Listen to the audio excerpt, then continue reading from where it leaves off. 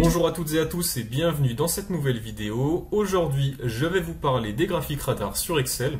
J'ai découpé cette vidéo en deux parties. La première partie, je vais vous présenter des exemples d'utilisation de ces graphiques radars. Et enfin, pour la deuxième partie, on passera directement à la pratique et on verra ensemble comment construire un graphique radar. Allez, c'est parti. Donc, premier exemple ici d'utilisation des graphiques radars. On va comparer un produit A avec un produit B en fonction des notes données par des clients. Donc des notes données par rapport au prix, la qualité, le design, le poids, etc. de ces différents produits. Donc via l'utilisation des graphiques radars, on peut très facilement voir les points faibles et ou points forts de ces différents produits. Par exemple ici, le produit A qui est en bleu, on voit qu'il a un poids, une facilité d'utilisation et un design qui sont mieux perçus par les clients, alors que le produit B ici en orange a une durée de vie qui est mieux perçue par les clients. Donc en fonction de la note qui est ici rentrée dans ce tableau, le graphique radar s'adapte automatiquement. Deuxième exemple, on est ici dans le cas d'un diagramme de compétences qui permet de voir entre deux personnes quelles sont les compétences principales de ces employés. Avec des pourcentages, on peut donc très facilement voir quelle est la personne qui, entre guillemets, a plus d'aptitude pour gérer les conflits ou par exemple pour communiquer, quelle est la personne qui a le plus d'autonomie, etc. Donc la même chose que pour les produits. Cela permet très facilement de pouvoir comparer les compétences de ces différentes personnes et pouvoir tirer des conclusions. Enfin, troisième exemple qui est un peu moins utilisé, donc dans ce cas-là, on va comparer des chiffres d'affaires d'une année à une autre, donc de 2019 à 2018 sur 6 mois. Donc de janvier à juin, nous avons les différentes ventes qui ont été effectuées. Et encore une fois, grâce au graphique radar, nous pouvons comparer une année sur l'autre. Donc on voit par exemple ici que l'année 2018 qui est en orange, elle a été inférieure à l'année 2019, donc le chiffre d'affaires généré en 2019 ici en bleu est plus important pour le mois d'avril, pour le mois de mai, pour le mois de juin, et on voit que ici par exemple le mois de mars, l'année 2018 qui est ici en orange, l'entreprise avait réalisé un chiffre d'affaires qui était un peu plus important. Voilà pour les différents exemples. Ce que je vous propose, c'est qu'on passe directement à la pratique et on va aller ici dans l'onglet Données. Pour la première étape, il est nécessaire de construire le tableau qui va par la suite permettre d'alimenter le graphique radar. Dans cet exemple, j'ai tout simplement rentré des notes pour un produit A et pour un produit B en fonction de différents critères. Donc par exemple ici pour le prix, le produit A a reçu une note de 2,5 par les clients, tandis que le produit B a été noté 3 sur 5.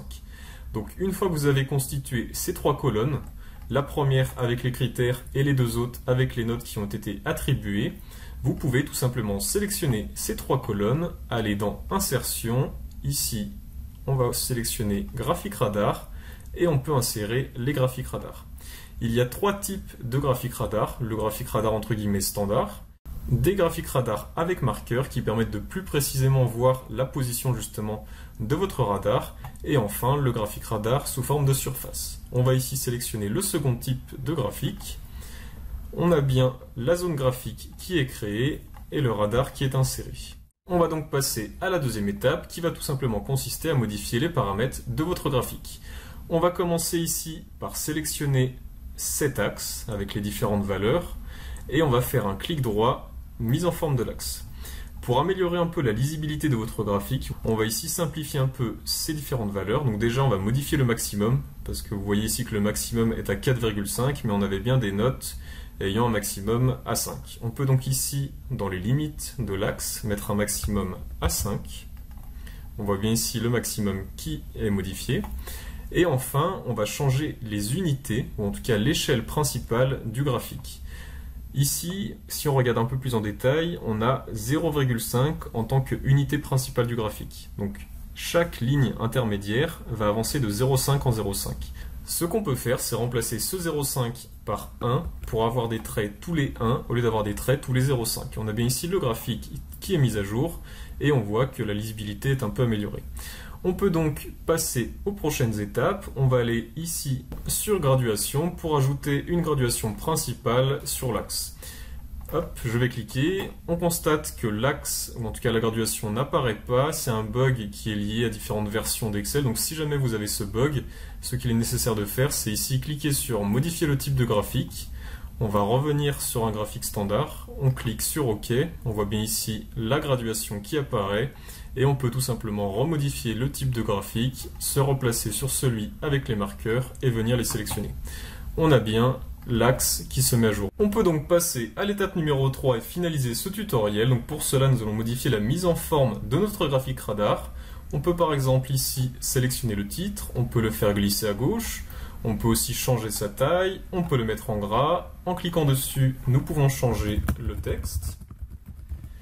Nous pouvons faire la même chose pour les étiquettes de données. En cliquant sur les étiquettes de données, on peut ici changer leur taille, on peut les mettre en gras.